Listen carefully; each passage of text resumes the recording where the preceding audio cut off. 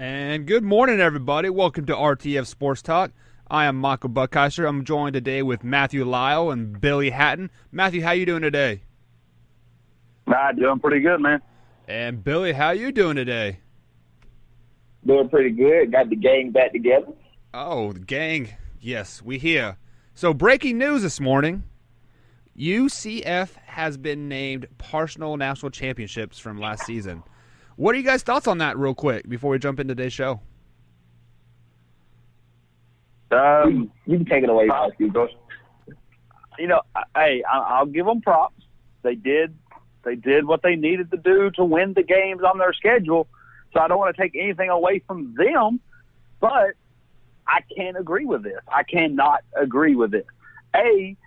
Yes, due to a storm, they lost one of their tougher regular season opponents to Georgia Tech, who isn't a powerhouse, but we know Georgia Tech runs that crazy offense that's tough to stop. So that could have been a loss early in the season against a Power 5 conference team. You don't know how that can go. So UCF didn't get the chance to play their full schedule. Once again, not their fault, but the NCAA has to take this into consideration. And the biggest part that the NCAA has to take into consideration is they didn't do what you said needed to be done to be a national champion. Yes, they may have gotten snubbed by the committee, but this is a committee you, the NCAA, put together. So you put this committee together. They left the team out, deserving or not. The team did not do what was necessary to win a national championship. We talked about Bama being, overrated a couple weeks ago.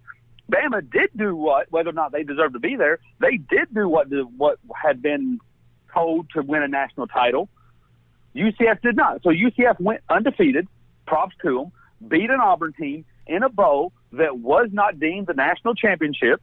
This was understandable prior to 1998 when there was no national championship game and everybody just awarded it. I get it back then, but now we have a system in play. We have a playoff. We have a game deemed a national championship game.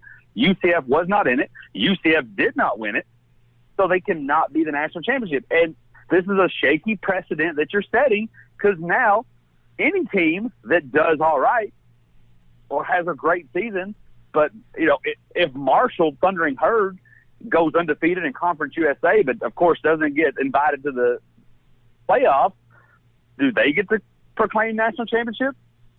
I mean, you're setting a crazy precedent, and it was, like I said, it was all right pre-1998 when you didn't have this. It was even crazier back in the 40s and 50s. It's crazy to acknowledge this. Props to UCF. Props for them winning their big-time bowl game. So I think they call them the New Year's Six. Props to them. But you cannot give them any share, shape, or form of a national championship. Billy, yeah, I definitely agree. I think this basically undermines the authority of the people that they actually put in place.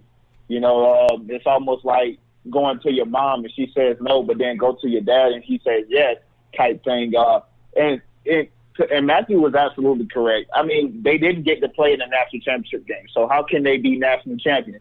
To his point about the unclaimed national champions, Florida State got about 6 of those unclaimed from the 80s and all that, early 90s and all that stuff. And that's not this day and age. To his point, the committee didn't think that they were good enough to be in the conversation for a national championship. So what right now does the NCAA come and say, well, we're going to give you a partial? What good does that do for the players on UCF? Because I'm sure they thinking that they probably could have played with anybody in the country.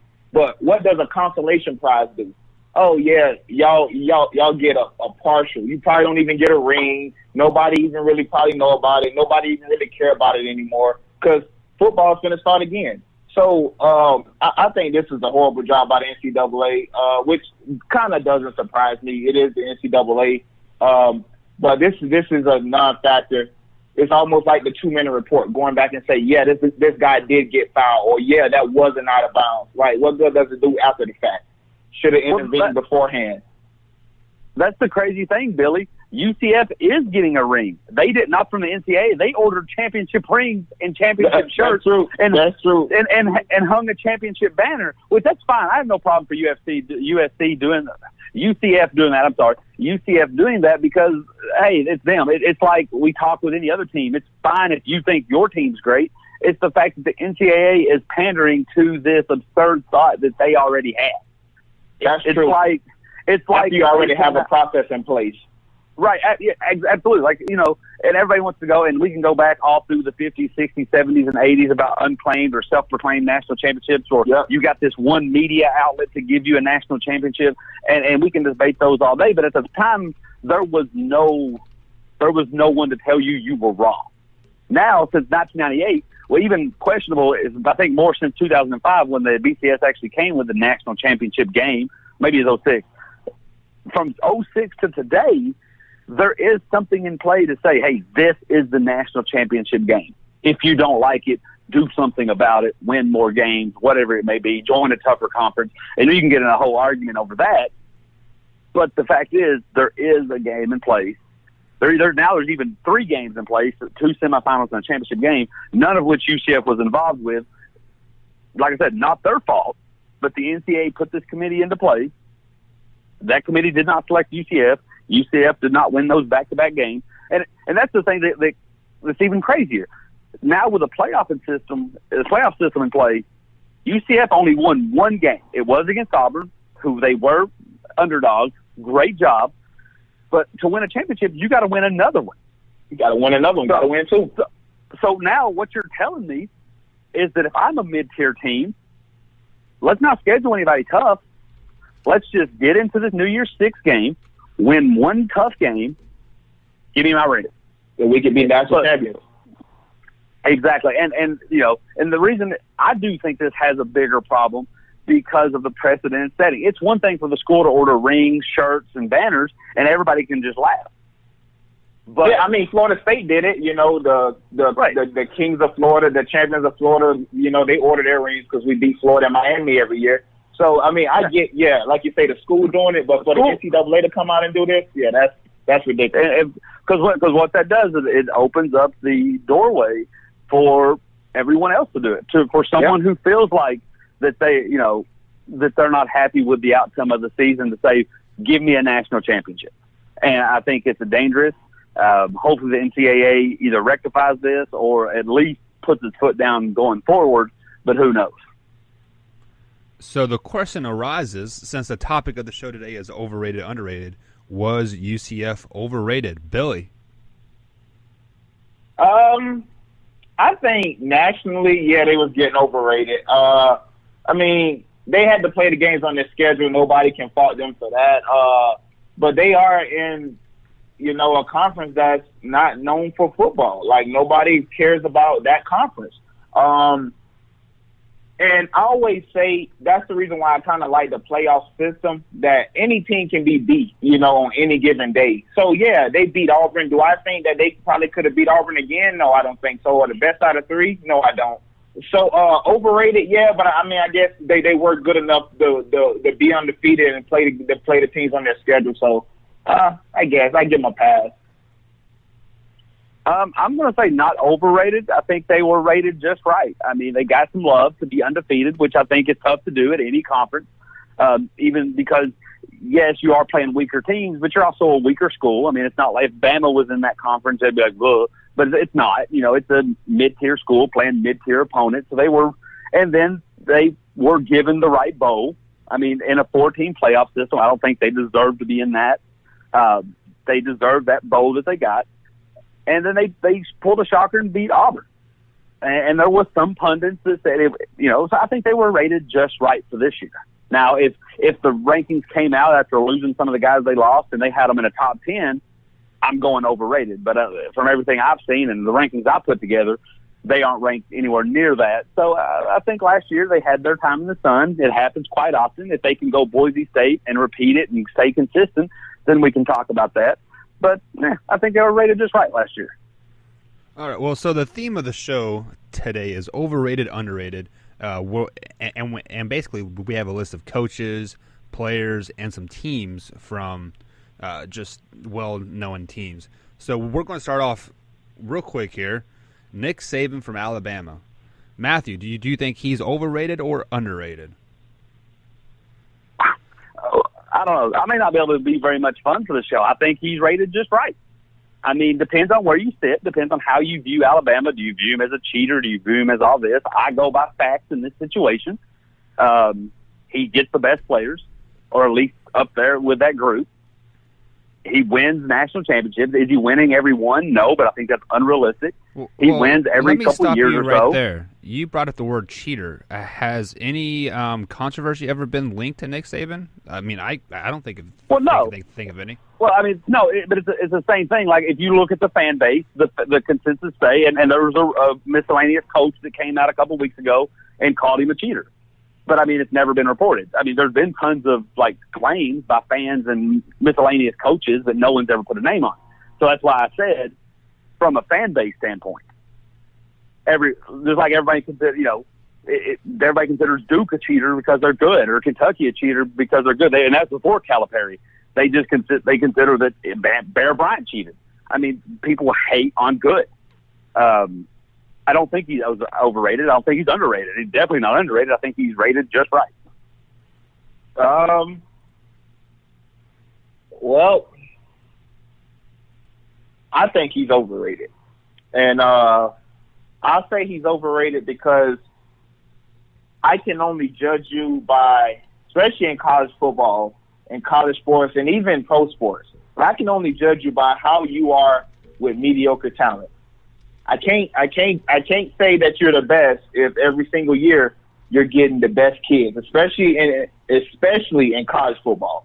When you're getting the best kids every year, 9 times out of 10, you're probably going to be one of the top programs or one of the top coaches, especially when you're getting multiple chances to do that. So, I think his last 7 years or something like that, in Bama, he's had 5 of the number 1 recruiting classes. And then the other 2 times he had the number 2 recruiting class. I mean, if you're half of decent of a coach and you're getting the best talent all the time, that's what's going to happen. Look at Eric Spoelstra. Nobody even knew who this guy was.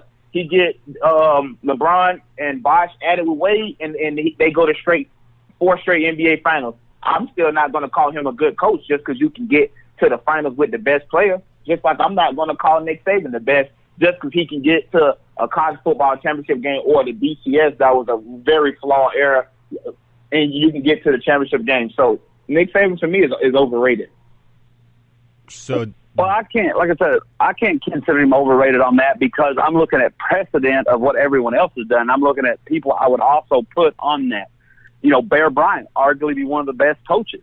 He never reeled off 4 or 5 straight national championships. And I'm not saying Nick Saban has either. I'm just saying it's tough to set that, and I get how you consider that. But in today's time period, not always number 1 recruiting classes win the national championship. Look at number 2s and number 3s. You'd be surprised. I don't have the list here in front of me, but you'd be surprised the teams that are consistently 2 and 3 and don't even get close to it. So I get what you're saying. Give me the best players, and you're there. But at least he's getting the most bang for his buck with recruits. There's a lot of teams like Notre Dame. They're constantly in the top 5. Michigan constantly in the top 5. He's not even really sniffed a national championship. Notre Dame made it to a national championship and got blew out 42-14.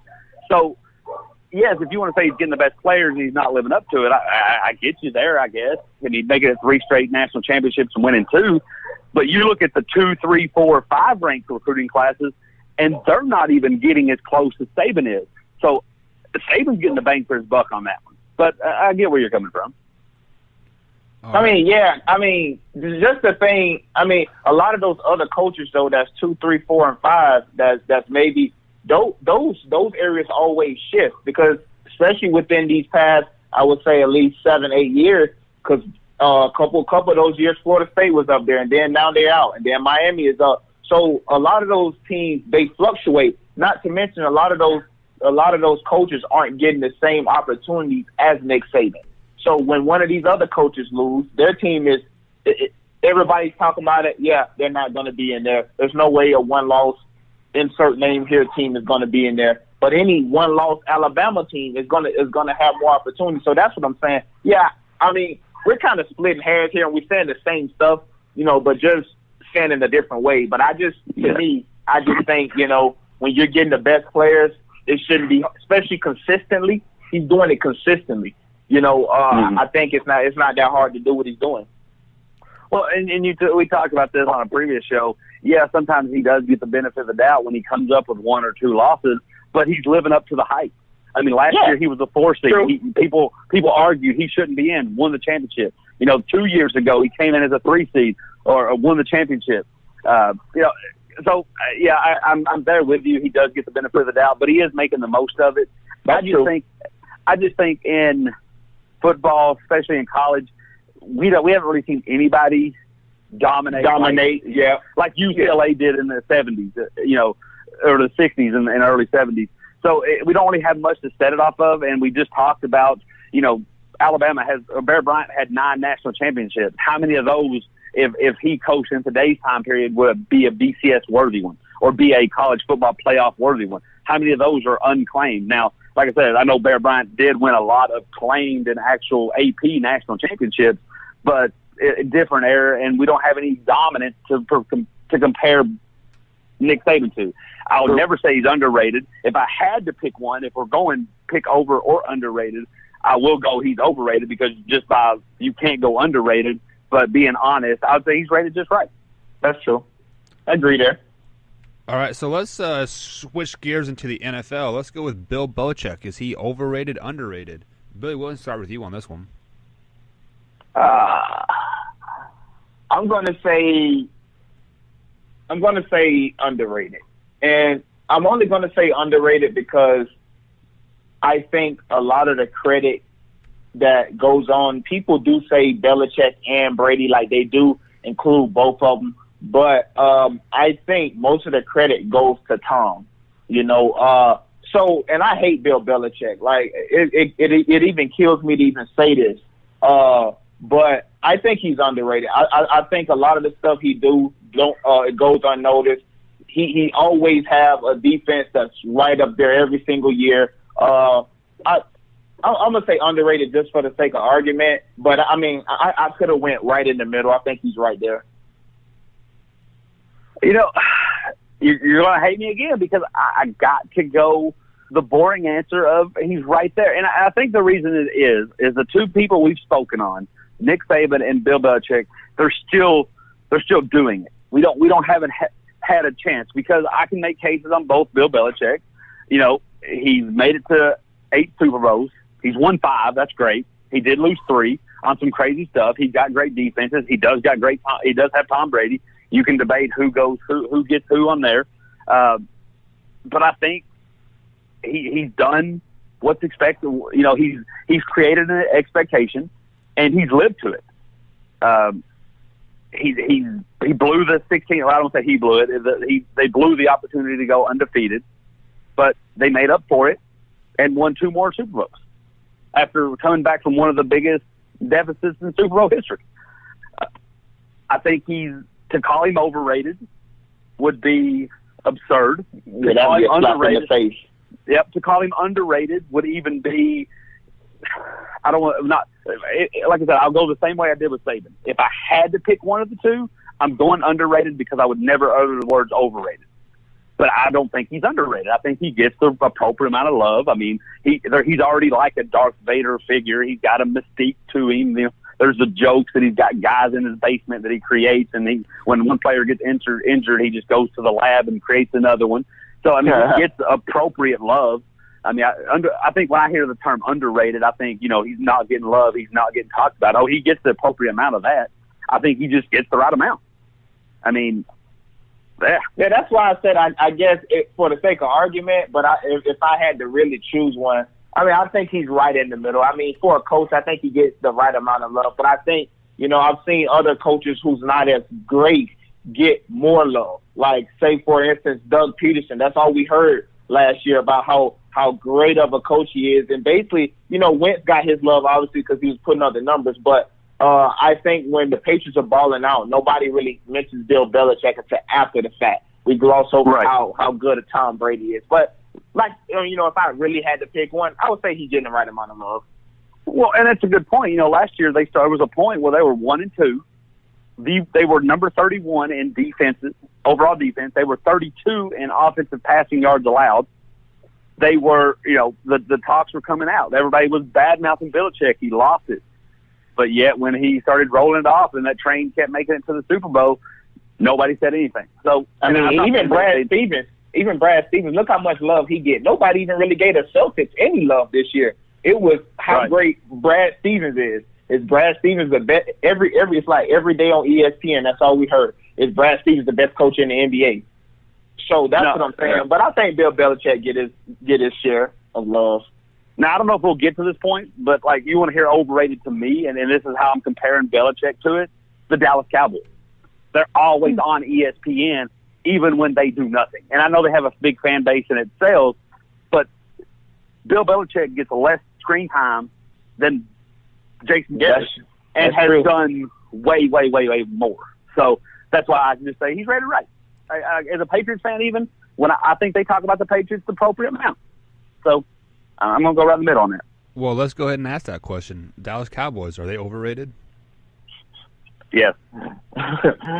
Definitely. Go. You want to take this from after? You want me to go? Yeah, I'll go. So look, I get it. Had good years. I don't like the Pittsburgh. America's I'm comparing team. this. I don't like the Pittsburgh Steelers, but they've stayed relevant. Whether it's been with Ben, even now that they've not really been to a Super Bowl in quite a while. That Green Bay game, that was some years ago, but they still stay somewhat relevant. They got great players, Antonio Brown, Le'Veon Bell, Ben Roethlisberger is still a nice quarterback. They're still getting close. They're still winning 13, 12 games. They're getting close. Dallas hasn't done anything since 1996, but they're still being talked about as if they have, and they're not even making it to the playoffs most years. And when they get there, they're doing nothing with it. But yet we're still talking. And I'm not going to badmouth ESPN or anybody because I get it. There's a lot of Dallas Cowboys fans out there, and that sells. But, yes, they're absolutely overrated. When you don't do something for 22 years, yes, it's absolutely overrated. Yeah, I'm going to go way overrated. Just give me the highest you can go on this one. Last time the Dallas Cowboys won a Super Bowl, I was 5 years old. 5 years old. I'm now 27. So they won 3 playoff years. I mean, they've only won 3 playoff games since that last Super Bowl win in '96. So you're telling me a team with 3 playoff wins in 22 years is they're America's team? They are America's team. Year after year, they miss the playoffs. 8-8, 8-8, 8-8. They get to the playoffs, they lose. 8-8, 8-8. Get to the playoffs, you lose. And they're like Matthew said, they are probably the most talked about thing on ESPN. It's like every day we're talking about the Cowboys. Why? Do you want to know why? I mean, why ain't the Patriots America's team? They've done more. They got the colors of the red, white, and blue. I mean, why the Dallas Cowboys? Nobody cares about what you guys did in the 90s. Nobody cares. That's played out now. A lot of the young guys that's watching it have never even seen the Cowboys. Well, do you guys want to know why they're on TV? Let me spill some knowledge. Let me spill you some knowledge for you. They are always 9-7, 8-8. They are always a top tier team, winning their division, fighting for a playoff spot. How is that not news? How are you going to say that they're overrated when they aren't ever really picked to do much, but they're always still in that hunt somehow, some way?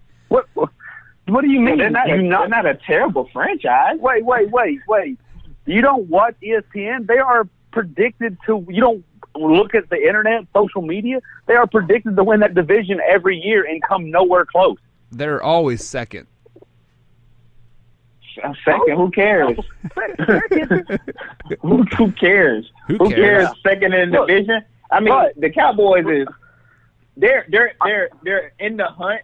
But you think they only made it to 8 playoffs in these 22 years? They've only been to the playoffs 8 times within these 22 years. 3 wins. That's mediocre. They've always picked to compete. It's so just this year when they win the Super Bowl, are they still going to be overrated? I'll change it then.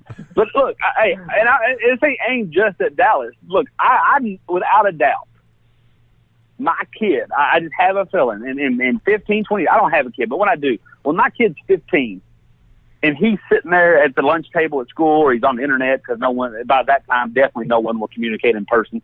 Yeah, and he's like, Patriots, greatest team ever. And they haven't won a Super Bowl in 15, 16 years. But because today's kids are watching Tom Brady do all the winning. Or like me, I'm watching Tom Brady win. So when my kid comes, we're going to be Tom Brady Patriots fans. But eventually this is going to stop just because that's how errors go. It's going to stop. Well, Matthew, let me stop you right there.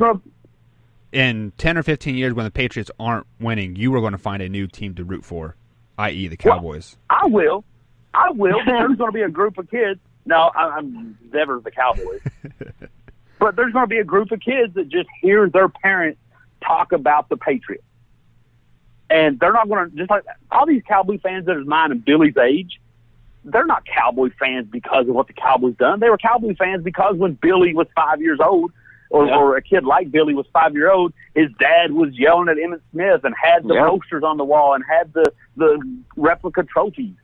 That's how they become Cowboy fans. Yep, because I was playing Madden 96 with the Cowboys on the Nintendo just because my dad was playing with them. So that's all you knew.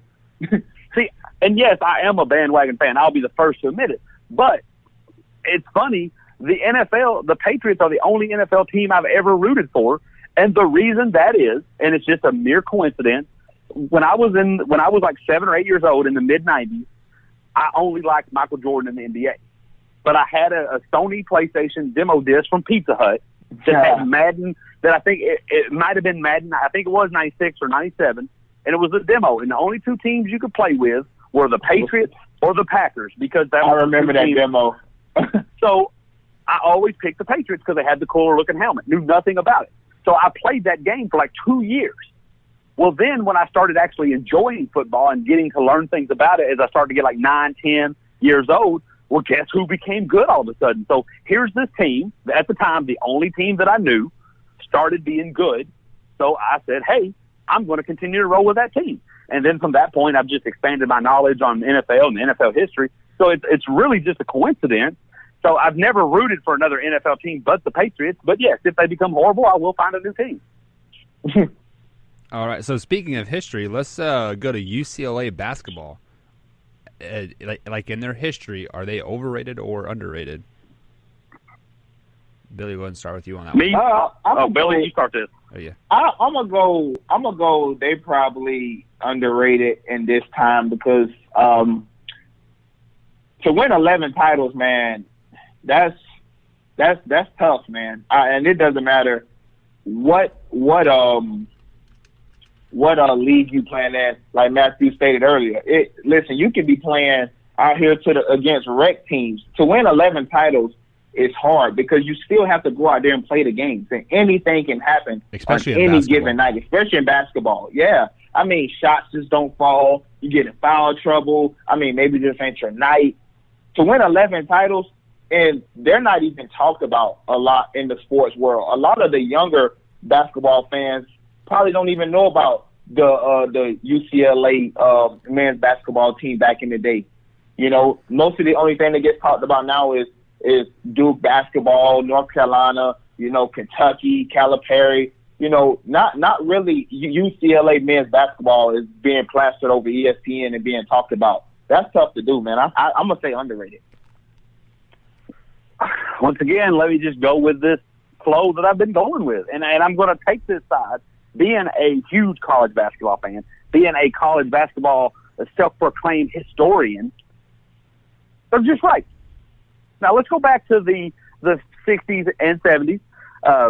There was a lot of mischief going on out there out west. There was no way that the NCAA, located in Indianapolis at the time, could keep up with what was going on out west. The brackets were division-based or location-based only, where now if you get the Western bracket, depending on, you could have an 8 seed that was in Syracuse.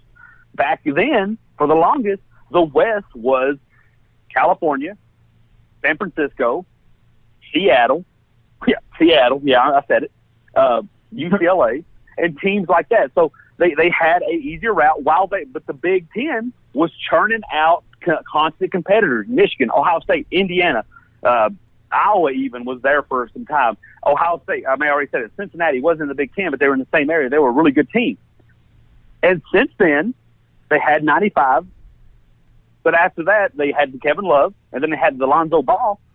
But other than that, they've kind of been just your mid-tier team in a questionable basketball conference outside of Arizona. So I think they are just right. When CBS and ESPN talk about them, they talk about them as they should. In the 60s and 70s, nobody could touch them. But now, they don't deserve to be in the same conversation with Duke, North Carolina, Kansas, and Kentucky. Can they get back there? Absolutely. They have the history. But as of right now, they don't deserve to be talked about every time. If there's a greatest of all time, you're going to see UCLA, you're going to see John Wooden, you're going to see Lou Alcindor, you're going to see Bill Walton, and I'm okay with that. But there's just no really reason to talk about them now. So I think they're right where they should be. When we're talking now, leave them out. When we're talking history, absolutely include them. And see, that's my point. Because I do believe we'll be talking about Duke, 15, 20 years from now. And will we be saying the same thing about Duke? Because a new generation is going to come. The kids are getting a lot more stronger. They're getting a lot faster. They're getting way better than they were back in, let's say, the early 2000s. Training has really increased. So we'll be saying the same thing about Duke in 20 years. Like, well, they were good then, leave them out now. Now we're talking about it now. I just think winning 11 titles, no matter what era you do it in, I think that's hard to do. I do think you still have to play the games. I do. Now, me personally, this is just me, and that's what we're going off of. I do now because Coach K has had this resurgence, and he won it in 10 and then in 15. But Duke, if Duke doesn't win it, if in 20 years, if Duke doesn't win another title, if from this day Duke does not win another title for 20 years, you can't talk about Duke in the now. But just like if we're talking greatest basketball ever from 1939 when the NCAA tournament came out, and then the 10 years before it when it was the Helms National Championship and the NIT when it was above the NCAA for that 5-6 years, I can't include Duke in top 3 greatest all time because this span has only ran from the 80s till today. It's only ran under one coach, Coach K. So now, obviously, like I said, that's changed my perception a little bit since Coach K came back and said, hey, I can still do it with some one-and-dones as he did in 15, and 2010 was a good squad. But, yes, in 20 years, at least from my standpoint, if Duke doesn't win another title, I can't talk about Duke now in 20 years. I get Duke, but, 11 titles, 11 titles. That's not easy. The era, to me, when people talk about UCLA, they did what you did. And I think that kind of discredit them a little bit by saying, well, it was the 60s, it was the 70s because, this. And I think that's what I'm saying. They're underrated because nobody gives them their proper due for winning the championships. It's always, well, yeah, they won 11 titles, but, they won them. They had some good teams. But so I think that's why I say underrated because everybody discredit the titles. Nobody say, well, like Duke, yeah, Coach K winning titles. End of the story. I think with UCLA, they always get a but this and but that. And I think that discredits the 11 titles. I get it, but like I said, I can't do. I need to see more now to consider them. I don't think they're underrated. I don't think they're overrated. I think they're just right there because I need to see something now. I need to be something. Basketball has changed. I need you to change with it, UCLA, and you haven't. It's kind of like what they do to Gino up in UConn. They say, yeah, he's winning all these titles, but he's getting the best girls every year. And, the girls, they have to stay in school 4 years, so you're always going to have the best. I think they discredit him because the win is, 13 that he got, I think that's not easy. I just think whenever we start throwing in the butts, I think that's when we get lost in the kind of discrediting. So my main discredit is that they just haven't done it in 20-plus years. We talked about I can understand that. No, I can understand that. So that's my butt on it. I was just trying to flex the old history knowledge with the question. Like I would love to see, something I would love to see. I would love to see John Wooden. A quick history story here. John Wooden only took the UCLA job because of a snowstorm. John Wooden and his wife lived in Indiana and wanted to stay in that area. Minnesota sent him a letter offering him a job. It got lost in a snowstorm.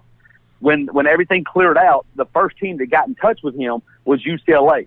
The offer from Minnesota had already been offered, so they technically offered after Minnesota, but he did not get that. He committed to UCLA, then got the offer from Minnesota. By that time, wanted to stick to his commitment, went out west, did his thing. I would be very interested to see how his recruiting style, how his playing style works when he's in this area, when he's at a school like Minnesota, who hadn't really done anything. Because you got to remember, he was at UCLA 20 years before he won his first title. So yeah, true. At Minnesota, constantly having to compete with Michigan, with Ohio State, with Indiana, who was a dominant team at that time, with Bobby Knight and Branch McCracken before that. So that's something in my own little fun way. I would love to see how history would change if he had accepted that Minnesota job and had to compete with powerhouses, Kentucky, Louisville in the mid '70s when they started stepping it up, Duke in North Carolina and Kansas, even in that time period. Yeah, I think it'd be very interesting to see. Okay, so the final player of the overrated, underrated segment for today, we're gonna go with Tim Tebow. Overrated, underrated. Matthew, we'll start with you on this one. Let me just finish it out right. From my Oh, from my standpoint, he's right where he should be. He's one of the greatest college football players, not quarterbacks, one of the college football players. He came in, his mission was to play football and spread his word, or the message he wanted to spread. He had a decent playoff. Yes, at that time he might have been overrated a little bit, but then he fell on his face. And, hey, I have no problem with the choice anyone makes. I just want there to be some integrity and accountability with it. And he took it. He said, I want to play quarterback. You don't want me as a quarterback? I'm going to go do something else. Now he's going to do something else. He didn't really fall on his face. He won a playoff game for the Broncos, and then they sent him off to New York. I mean, how's that falling on? And then he really struggled in the Jets. He got cut from the Patriots. Well, because they put him in a Wildcat. Fell on his face. I mean, they put him in a Wildcat he's not going to succeed there. But because he struggled at quarterback. So, fell on his face. Struggled as his career, got back up. He's a very positive, upbeat person. Said, hey, you don't want me as a quarterback anymore. I don't want to move to H-back. I don't want to move to tight end. I'm going to go follow my other dream, play baseball. He's doing decent at that level. I don't think he'll ever be in the majors. He's there. Billy. I think people like to make more of it because the message he spins and how he does not mind being in front of a camera. I was going to say he's right where he's supposed to be. Yes, converted one. Yeah, it's because this one is tough for me because Tim Tebow come in layers. Because if you asking me, college Tim Tebow was underrated. He's one of the most exciting college football players I ever got to watch up close in person. Being a Florida State fan, obviously we play Florida every year. Tim Tebow was dynamic, as Matthew said, as a football player. Not much as a quarterback, because even in college he couldn't throw the ball. But that Florida team that they had him surrounded with, I mean, when you think about Percy Harvin, college Percy Harvin was a bad boy. So, I mean, I think he's right where he needs to be. I thought they kind of bashed him a little bit too much in the NFL. No, he couldn't throw the ball, but he had a better winning percentage than most people starting quarterbacks that year. So, and now he's playing baseball. He's doing what he want to do, I guess.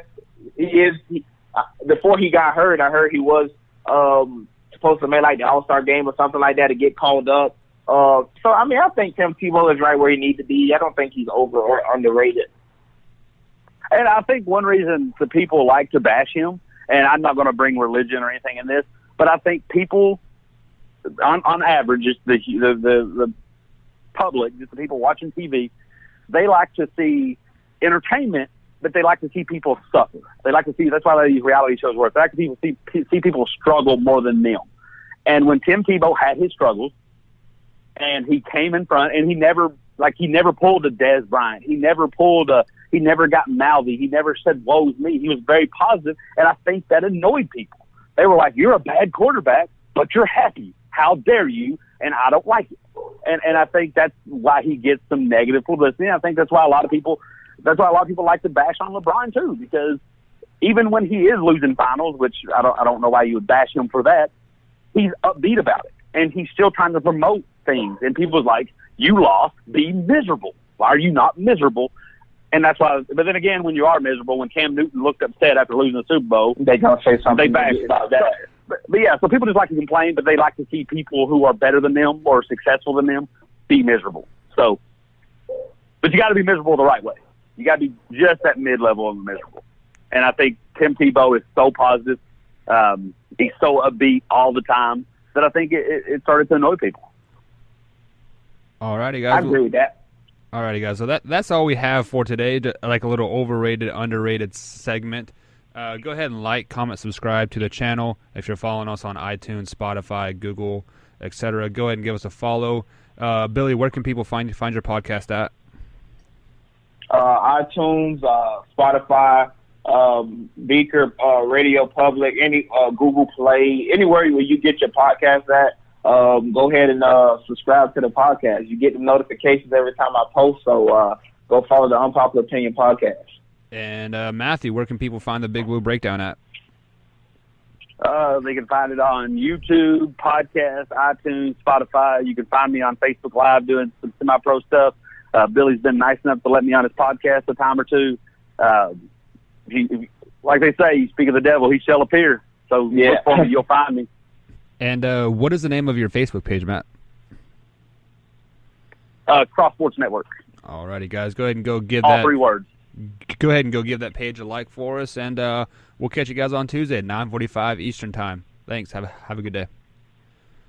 Thanks.